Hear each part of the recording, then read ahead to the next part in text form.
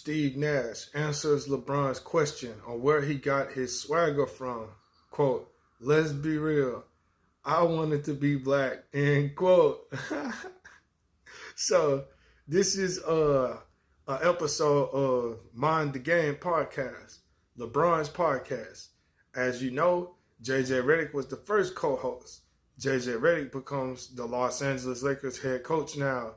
Steve Nash fills in for Redick on the show, and he's the new co-host.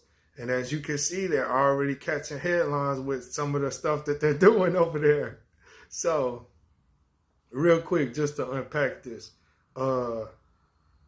Steve Nash says, let's be real, I wanted to be black. I'm laughing about that because I've watched Steve Nash pretty much most of his career, man. Now, if you see that little small bubble image of him with the Suns right there with the long hair, that's older Steve Nash. By the time he got with the Suns, that's older Steve Nash. He's been a dad by then and all that kind of shit. Married man. That's not the young Steve Nash. See, if y'all go back and look at the young Steve Nash, you're going to understand why he said that. Because the young Steve Nash was something else, boy.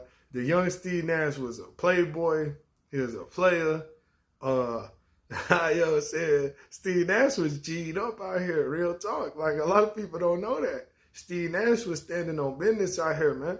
Like, the young Steve Nash had that swag, bro.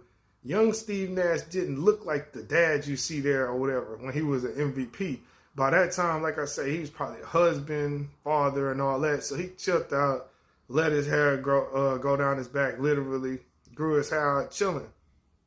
But the young Steve Nash was something else, boy. That boy used to have earrings. That boy had that swag. He used to listen to hip-hop music.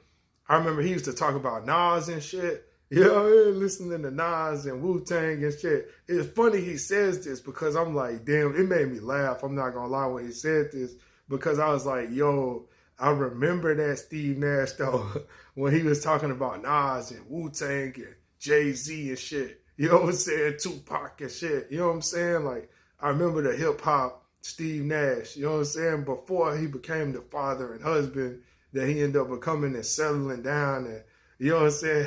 I remember the hip-hop street Steve Nash. He was something else, boy. He was something else, I'll tell you that. Shout out to Steve Nash, though, keeping it a buck. Quick thoughts.